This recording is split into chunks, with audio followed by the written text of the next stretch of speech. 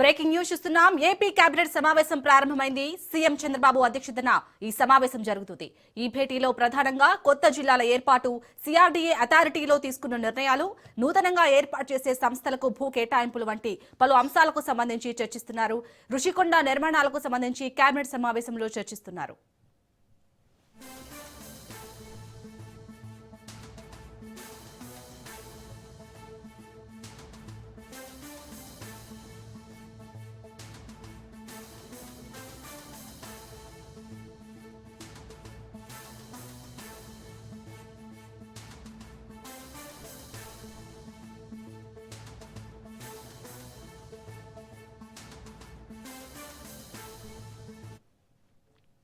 AP cabinet సమావేశం ప్రారంభమైంది. CM Chandrababu అధ్యక్షతన సమావేశం జరుగుతుంది. ఈ భేటీలో ప్రధానంగా కొత్త జిల్లాల ఏర్పాటు, సిఆర్డీఏ అథారిటీలో తీసుకున్న నిర్ణయాలు, నూతనంగా ఏర్పాటు చేసే సంస్థలకు భూ కేటాయింపులు వంటి పలు అంశాలకు సంబంధించి చర్చిస్తున్నారు. రుషికొండ నిర్మాణాలకు సంబంధించి కేబినెట్ సమావేశంలో చర్చిస్తున్నారు.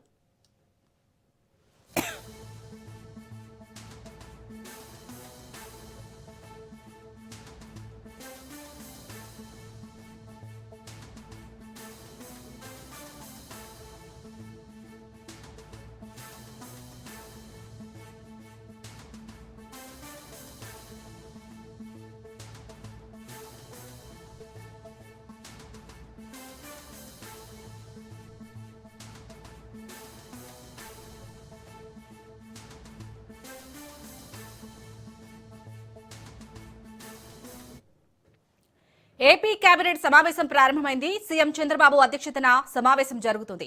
ఈ భేటీలో ప్రధానంగా కొత్త జిల్లాల ఏర్పాటు, సిఆర్డీఏ అథారిటీలో తీసుకున్న నిర్ణయాలు, నూతనంగా ఏర్పాటు చేసే సంస్థలకు భూ కేటాయింపులు వంటి పలు అంశాలకు సంబంధించి చర్చిస్తున్నారు.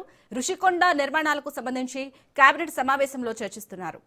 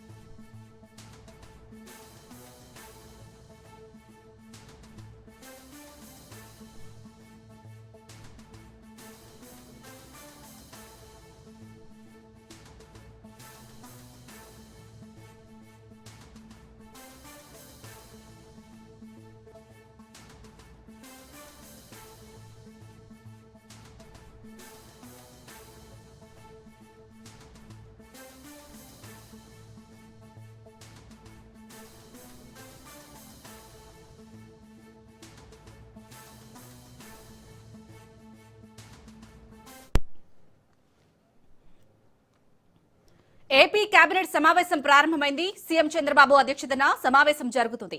ఈ భేటీలో ప్రధానంగా కొత్త జిల్లాల ఏర్పాటు, సిఆర్డీఏ అథారిటీలో తీసుకున్న నిర్ణయాలు, నూతనంగా ఏర్పాటు చేసే సంస్థలకు భూ కేటాయింపులు వంటి పలు అంశాలకు సంబంధించి చర్చిస్తున్నారు.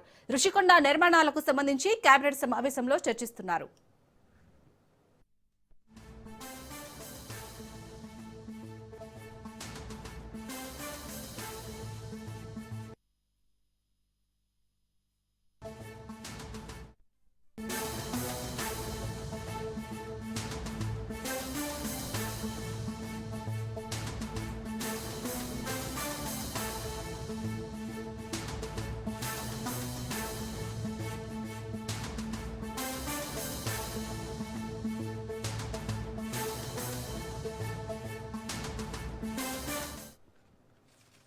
పెండింగ్ బిల్లులపై మాజీ సర్పంచులు పోరుబాట పట్టారు.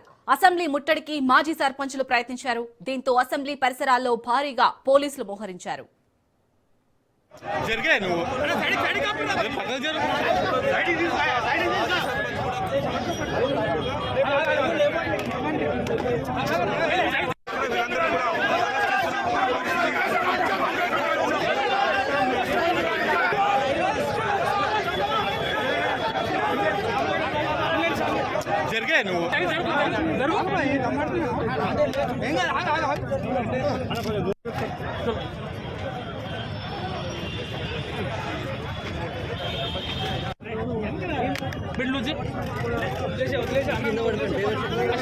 సైడ్ జరగండి, మీరు జరగండి, కొంచెం జరగండి.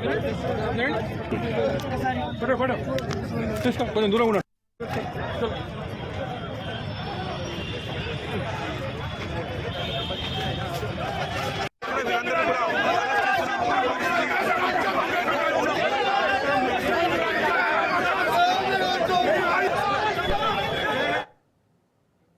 పెండింగ్ బిల్లులపై మాజీ సర్పంచులు పోరుబాట పట్టారు. అసెంబ్లీ ముట్టడికి మాజీ సర్పంచులు ప్రయత్నించారు. దీంతో అసెంబ్లీ పరిసరాల్లో భారీగా పోలీసులు మోహరించారు. రైట్, ఇదే అంశానికి సంబంధించి పూర్తి డీటెయిల్స్ మా ప్రతినిధి సునీల్ లైవ్ లో అందిస్తారు. సునీల్, ప్రజెంట్ అక్కడ అసెంబ్లీ పరిసర ప్రాంతాల దగ్గర సిచ్యుయేషన్ ఏ విధంగా ఉంది? ఎందుకంటే మాజీ సర్పంచులు మనం మార్నింగ్ నుంచి చూస్తున్నాం, అసెంబ్లీ ముట్టడికి అయితే ప్రయత్నించారు. ముందస్తుగానే పోలీసులు వారిని అరెస్ట్ చేసినట్టుగా తెలుస్తుంది. ఎక్కడికి తరలిస్తున్నారు? డీటెయిల్స్ ఏంటి? తెలంగాణ అసెంబ్లీ శీతాకాల సమావేశాలు ఈరోజు ఉదయం 10:30 ప్రారంభం కావడం జరిగింది. మొదటగా అటు మంత్రులు చనిపోయినటువంటి దివంగత నేతలకు ఇద్దరికి, అటు రామరెడ్డి దామోదర్ రెడ్డితో పాటు లక్ష్మారెడ్డి, కొండ లక్ష్మారెడ్డి ఇద్దరు కూడా అటు శాసనసభ అటు సంతాపం తీర్మానం కూడా ప్రకటించింది. ప్రస్తుతం ఇంకా అసెంబ్లీ మాత్రం స్టార్ట్ అయింది. ఈరోజు గులాబీ అధినేత కేసీఆర్ కూడా అసెంబ్లీకి రావడం జరిగింది. అయితే ఒకవైపు అసెంబ్లీ సెషన్ కొనసాగుతున్న నేపథ్యంలో మాజీ సర్పంచులు ఉప సర్పంచులు అందరూ కూడా తమ బిల్స్ ఏదైతే పెండింగ్లో ఉన్నటువంటి బిల్స్ బకాయిలు చెల్లించలేదు రాష్ట్ర ప్రభుత్వము, వెంటనే బకాయిలు చెల్లించాలంటూ కూడా అటు రాష్ట్ర వ్యాప్తంగా ఉన్నటువంటి సర్పంచులందరూ కూడా కొంతమంది అసెంబ్లీ ముట్టడికి ప్రయత్నించారు. వారందరినీ కూడా పోలీసులు అరెస్ట్ చేసి వివిధ పోలీస్ స్టేషన్లకు తరలించారు.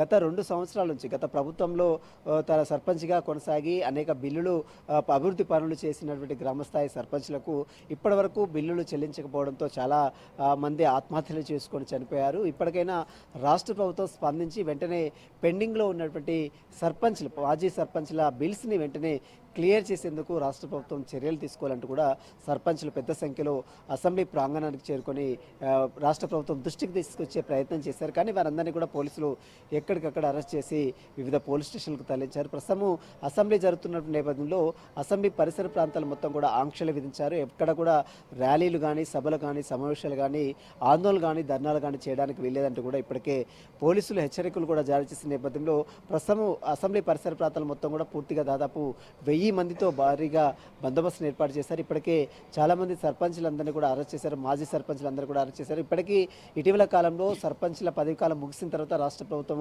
గ్రామ పంచాయతీ ఎన్నికలు కూడా కంప్లీట్ కావడం జరిగింది. ఇప్పటికే సర్పంచులు బాధ్యతలు కూడా స్వీకరించారు. కానీ మాజీ సర్పంచులుగా ఉన్నటువంటి అభ్యర్థులకు బిల్స్ పెండింగ్ చెల్లించడంలో రాష్ట్ర ప్రభుత్వము నిర్లక్ష్యంగా ఉంది. కాబట్టి ఇప్పటికైనా రాష్ట్ర ప్రభుత్వం స్పందించి వెంటనే పెండింగ్లో ఉన్నటువంటి బిల్స్ అన్ని కూడా క్లియర్ చేయాలి. ఎందుకంటే గత మాజీ ప్రభుత్వం బీఆర్ఎస్ ప్రభుత్వంలో సర్పంచ్గా ఉండి అనేక బిల్స్ని కూడా పెట్టాము, చాలా పనులు కూడా చేశాము. కానీ ఆ బిల్స్ని ఇంతవరకు అయితే క్లియర్ చేయలేదు.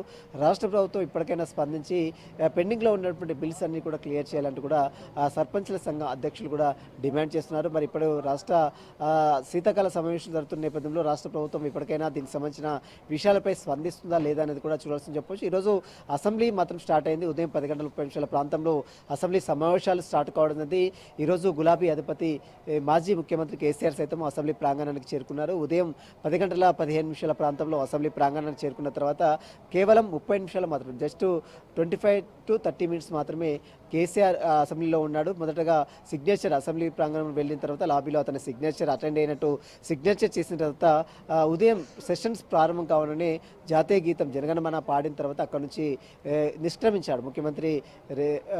మాజీ ముఖ్యమంత్రి రేవంత్ రెడ్డికి మాజీ ముఖ్యమంత్రి కరచాలనం చేశారు. ఆ తర్వాత అక్కడ మంత్రులందరూ అభివాదం చేసిన తర్వాత వెంటనే అక్కడ నుంచి బయలుదేరి నందినగర్ నివాసానికి మాజీ ముఖ్యమంత్రి కేసీఆర్ కూడా బయలుదేరడం జరిగింది. ప్రస్తుతం అయితే అసెంబ్లీ సెషన్ నడుస్తుంది.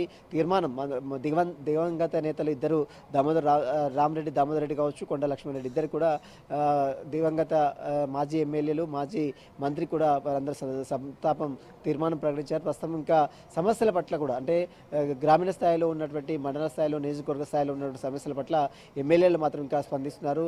ఇప్పటికే సభలో అటు ముఖ్యమంత్రి రేవంత్ రెడ్డితో పాటు అందరు మంత్రులతో పాటు ప్రతిపక్ష నేతలుగా ఉన్నటువంటి ఈ బీఆర్ఎస్ వర్కింగ్ ప్రెసిడెంట్ కేటీఆర్తో పాటు మంత్రి హరీష్ రావు, మాజీ మంత్రి హరీష్ రావుతో పాటు చాలామంది మాజీ మంత్రులు, మాజీ ముఖ్యమంత్రి, మాజీ ఎమ్మెల్యేలు కూడా అక్కడ చేరుకొని ప్రస్తుతం అయితే సభ అయితే కంటిన్యూ కొనసాగుతుంది.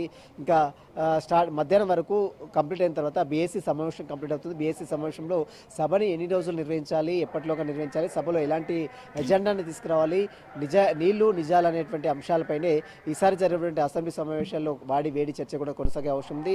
జనవరి 2 నుంచి 2, 3, 4 3 రోజుల్లో అసెంబ్లీ సమావేశాలు నిర్వహించాలని రాష్ట్ర ప్రభుత్వం నిర్ణయించింది. కాబట్టి దీనికి సంబంధించిన విషయాలపై కూడా కోర్టు ఎలాంటి నిర్ణయం తీసుకున్నది కూడా చూడాల్సి చెప్పవచ్చు. Right, thank you Sunil.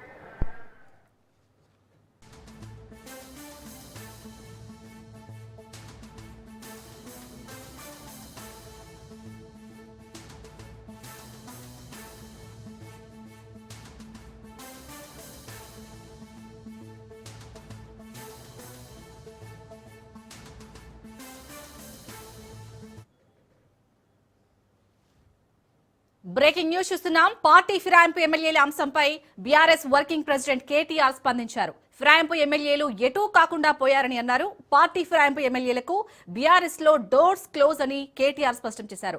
వాళ్ల స్థానంలో కొత్త వారికి అవకాశం ఇస్తామని తెలిపారు. ఏ పార్టీలో ఉన్నారో ఫిరాయింపు ఎమ్మెల్యేలు చెప్పుకోలేకపోతున్నారని అన్నారు. గ్రౌండ్ లో బీఆర్ఎస్ కు మంచి పట్టు ఉందని, సర్పంచ్ ఎన్నికల్లో కాంగ్రెస్ పార్టీకి ఎదురుదెబ్బ తగిలిందన్న కేటీఆర్ కాంగ్రెస్ కి భయం మొదలైందని, అందుకే మున్సిపల్ ఎన్నికలు పెట్టడం లేదని విమర్శించారు.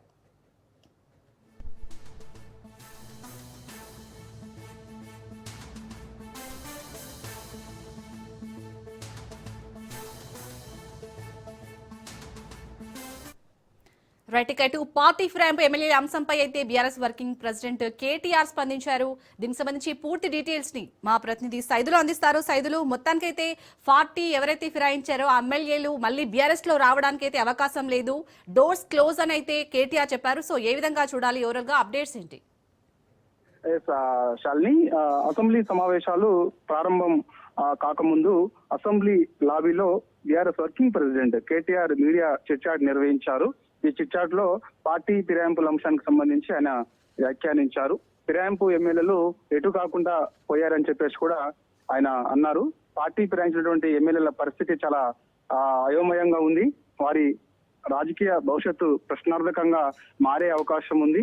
ఇక వారు తిరిగి మా పార్టీలోకి వస్తామన్నా కూడా డోర్స్ క్లోజ్ చేశాము, సో వారు ఇక రాలేరు అని చెప్పేసి కూడా చెప్తున్నారు. కాబట్టి వారిపైన వేటు ఎప్పుడైనా పడే అవకాశం ఉంది. పార్టీ ఫిరాయించినటువంటి ఎమ్మెల్యేల పైన ఇప్పటికే సుప్రీంకోర్టు చాలా సీరియస్ అయింది.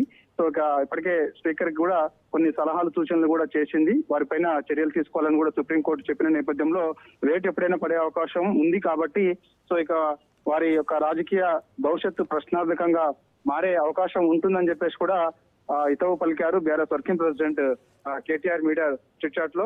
కాబట్టి ఇక మొన్న జరిగినటువంటి స్థానిక సంస్థల ఎన్నికల్లో బీఆర్ఎస్ పార్టీ మంచి ఫలితాలు సాధించింది. పట్టు బీఆర్ఎస్ పార్టీకి గ్రామాల్లో ఉంది. కాబట్టి రానున్న రోజులలో ఇదే ఉత్సాహంతో ముందుకెళ్తామని చెప్పేసి కూడా కేటీఆర్ అన్నారు. సర్పంచ్ ఎన్నికల్లో కాంగ్రెస్ పార్టీకి ఎదురు దెబ్బ తగిలిందని చెప్పేసి కూడా ఆయన అన్నారు. సర్పంచ్ ఎన్నికల్లో బీఆర్ఎస్ పార్టీకి 80% ఫలితాలు వచ్చాయని చెప్పేసి కూడా కేటీఆర్ చిట్చాట్ లో చెప్పడం జరిగింది. కాంగ్రెస్ పార్టీకి భయం మొదలైంది, అందుకే మున్సిపల్ ఎన్నికలు పెట్టకుండా కొంచెం లేట్ చేస్తున్నారని చెప్పేసి కూడా ఆయన అన్నారు. ఏ పార్టీలో ఉన్నారో ఫిరాయింపు ఎమ్మెల్యేలు చెప్పుకోలేకపోతున్నారని చెప్పేసి కూడా ఆయన అన్నారు. పార్టీ ఫిరాయించినటువంటి ఎమ్మెల్యేలు ఏ పార్టీలో ఉన్నామో వారు అసలు చెప్పలేని పరిస్థితిలో ఉన్నారు. బీఆర్ఎస్ పార్టీలో ఉన్నారా, కాంగ్రెస్ పార్టీలో ఉన్నారా కూడా చెప్పకుండా ఉంటున్నారు. కాబట్టి అర్థం చేసుకోవచ్చు వారి యొక్క భవిష్యత్తు ప్రశ్నార్థకంగా మారే అవకాశం ఉంది. సో ఎప్పుడు వచ్చినా సరే, ఎన్నిక ఏదైనా సరే, ఎప్పుడు ఉప ఎన్నికలు వచ్చినా సరే ఖచ్చితంగా బీఆర్ఎస్ పార్టీ సత్తా చాటుతుంది. ఎందుకంటే గ్రామాల్లో బీఆర్ఎస్ పార్టీకి పట్టు ఉంది. ఎందుకంటే మొన్న జరిగినటువంటి గ్రామ పంచాయతీ ఎన్నికల్లో అత్యధిక స్థానాల్లో బీఆర్ఎస్ పార్టీ గెలిచింది. రానున్న మున్సిపల్ ఎన్నికల్లో కూడా ఇంతే ఉత్సాహంతో పనిచేస్తాం, అన్ని స్థానాలు గెలిచి తీరుతాం. అదేవిధంగా ఎంపీటీసీ జెడ్పీటీసీ ఎన్నికల్లో కూడా బీఆర్ఎస్ పార్టీ హవా కొనసాగుతుందని చెప్పేసి కూడా BRS working president KTR media chitchat లో చెప్పడం జరిగింది. Right, thank you Saidulu.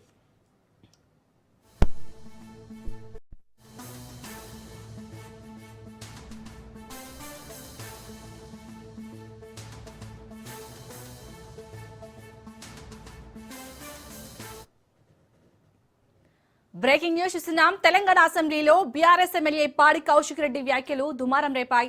మేడిగడ్డను బాంబులు పెట్టి పేల్చారని కౌశిక్ రెడ్డి అన్నారు. చెక్ డ్యాంలను బాంబులు పెట్టి పేల్చేస్తున్నారని ఆరోపించారు. కౌశిక్ రెడ్డి వ్యాఖ్యలపై ఇటు కాంగ్రెస్ సభ్యులు అభ్యంతరం తెలిపారు. కౌశిక్ రెడ్డి వ్యాఖ్యల్ని రికార్డుల నుంచి తొలగించాలన్నారు.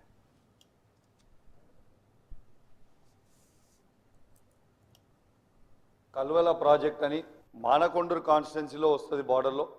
దాని కింద ఆయకట్టు 6-7 వేల ఎకరాలు వస్తుంది. దాన్ని 2023లో భారీ వర్షాలతో పడ్డప్పుడు ఆ ప్రాజెక్ట్ అనేది కొట్టుకుపోయింది. చాలా సంవత్సరాలది. ఆనాడు కేసీఆర్ గారి నాయకత్వంలో 70 కోట్ల రూపాయలతోని డిపిఆర్ చేసి పంపడం జరిగింది. ఇప్పటిదాకా పెండింగ్ ఉంది. దయచేసి గౌరవ ఇరిగేషన్ మంత్రి గారిని, ముఖ్యమంత్రి గారిని కోరుతా ఉన్నాను, ఆ ప్రాజెక్ట్ని దయచేసి శాంక్షన్ చేసి కంప్లీట్ చేస్తే కింద రైతులకి 6-7 వేల ఎకరాల ఆయకట్టు వస్తుందని చెప్పి కూడా ఈ సందర్భంగా తెలియజేస్తా ఉన్నాను. అదేవిధంగా అధ్యక్ష, మొన్న నా నియోజకవర్గంలో చెక్ డ్యామ్ని రాఘవ కన్స్ట్రక్ట్ చేసింది. కాంట్రాక్టర్ తనుండే దాన్ని బాంబు పెట్టి పేల్చేయడం జరిగింది.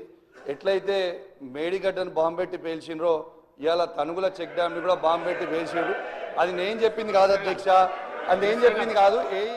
కల్వల ప్రాజెక్ట్ వైకుంఠ ఏకాదశి ఉత్తర దర్శనం కోసం భద్రాచలం సీతారామచంద్ర స్వామి ఆలయం ముస్తాబైంది. శ్రీ వైకుంఠ ఏకాదశి అధ్యయనోత్సవంలో భాగంగా తిప్పోత్సవాన్ని నిర్వహించనున్నారు. విద్యుత్ దీపాలతో శ్రీరామ దివ్యక్షేత్రం విరాజిల్లుతుంది. ఉత్సవాలకు తెలుగు రాష్ట్రాల నుంచి భక్తులు భద్రాద్రి బాట పడుతున్నారు. దీంతో ఆలయ పరిసరాలు భక్తులతో కిటకిటలాడుతున్నాయి. సుమారు 1,00,000 మంది భక్తులు ఉత్సవాలను తిలకించేందుకు వస్తారని అంచనా వేస్తున్న ఆలయ ఈవో దామోదర్ రావుతో మా భద్రాద్రి ప్రతినిధి నవీన్ ఫేస్ టు ఫేస్. దక్షిణ అయోధ్యగా పేరుగాంచినటువంటి భద్రాచల సీతారామస్వామి దేవాలయంలో ఈ నెల 29-30 తారీఖు జరగబోయేటటువంటి తెప్పోత్సవం, అదేవిధంగా ఉత్తర ద్వార దర్శనానికి సంబంధించి అధికారులు ఏర్పాట్లు ముమ్మరంగా చేస్తున్న పరిస్థితి ఉంది. ఇదే విషయంపై మనతో మాట్లాడడానికి ఆలయ ఈవో దామోదర్ గారు మనతో ఉన్నారు. వారిని అడిగి మరికొంత సమాచారం తెలుసుకుందాం. సార్ చెప్పండి, ఏదైతే శ్రీరామనవమి తర్వాత అంత శోభను సంచరించుకునేది తెప్పోత్సవం, అదేవిధంగా ఉత్తర ద్వార దర్శనానికి సంబంధించి ఎటువంటి ఏర్పాట్లు చేస్తున్నారు?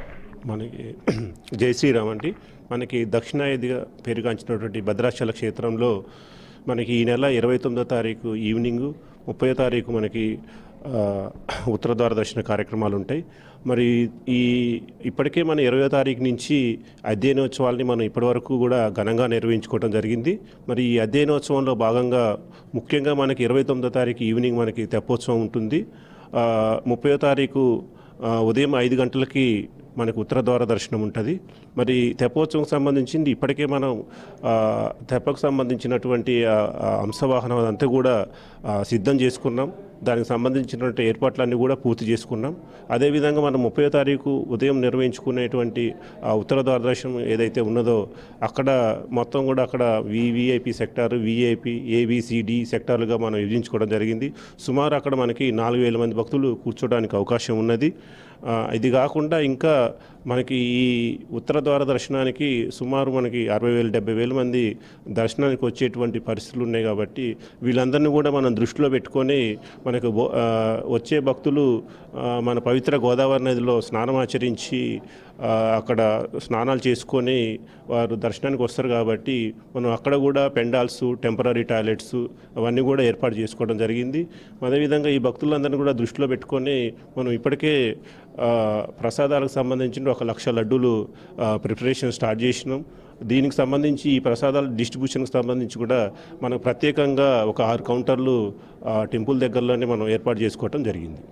సార్, గతంలో చూసుకుంటే ఏదైతే ఒక హనుమాన్ జయంతి కావచ్చు, కొన్ని ప్రోగ్రామ్స్కి సంబంధించి వచ్చినటువంటి భక్తులకు ఏదైతే ప్రసాదాలు అనేసి షార్టేజ్ ఉంది. అయితే గతంలో ఈ యొక్క ముక్కోటి దీనికి సంబంధించి ఎంతమంది భక్తులు వచ్చారు, ఈసారి ఎంతమంది వస్తారని మీరు ఎక్స్పెక్ట్ చేస్తున్నారు? మన గత వైకుంఠ ఏకాదశిలో అవన్నీ మనం దృష్టిలో పెట్టుకుంటే సుమారు మనకు 40,000-50,000 మంది వచ్చి ఉన్నారు. ఈసారి ఇంకా ఆ సంఖ్య పెరిగే వాటిని దృష్టిలో పెట్టుకొని సుమారు మనం 70,000 నుంచి 80,000 వరకు వచ్చే భక్తులు వస్తారని అంచనా వేసుకొని వారికి తగ్గటువంటి ఏర్పాట్లు కూడా మనం ముఖ్యంగా మనం ప్రసాదాలకు సంబంధించి ప్రత్యేకంగా మనం 6 కౌంటర్లని ఏర్పాటు చేసుకోవడం జరుగుతుంది. ఇప్పుడు మనకి భద్రాచలం చూసుకుంటే ఇటు శ్రీరామనవమి కావచ్చు, లేకపోతే ముక్కోటి, ఈ రెండు చాలా ఘనంగా నిర్వహిస్తుంటారు. అయితే ఇక్కడికి వచ్చేటటువంటి సామాన్య భక్తులకు సంబంధించి వసతి ఏర్పాట్లు అనేటివి ప్రతి సంవత్సరం కూడా మనకి అంటే చాలా ఇబ్బందుల పరిస్థితులు ఉంటాయి. ఈసారి దానిపై ఏ విధంగా తీసుకుంటున్నారు? ఈ మనం సామాన్య భక్తుల వీళ్ళందరినీ దృష్టిలో పెట్టుకొని కూడా మనం ఈసారి గోదావరి ఒడ్లోనే మనం సఫిషియెంట్గా మనం పెండాల్స్ అవన్నీ ఏర్పాటు చేయడం జరిగింది. అక్కడ వాళ్ళు ఫ్రెష్ అవటానికి కూడా టెంపరీ టాయిలెట్స్ అవి ఏర్పాటు చేయడం జరిగింది. సార్, ఈ ఇయర్ సంబంధించి నదీ హారతి కూడా ప్రారంభిస్తున్నామంటూ కూడా అంటే కొన్ని వస్తున్నాయి. దీనిపై ఏం చెప్తున్నారు?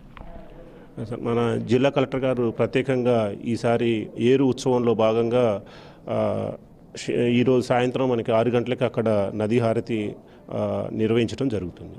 సార్, ఈ భక్తులకు సంబంధించి ఆన్లైన్లో టికెట్లు పెడుతున్నారు అంటున్నారు. అంటే మొత్తం ఎన్ని టికెట్లు పెట్టారు, ఇప్పటి వరకు ఎంతవరకు టికెట్లు అమ్ముడుపోయాయి? మనం ఇప్పటి వరకు మనకి ఆన్లైన్లో 70% వరకు మనం ఆన్లైన్లో ఉంచడం జరిగింది.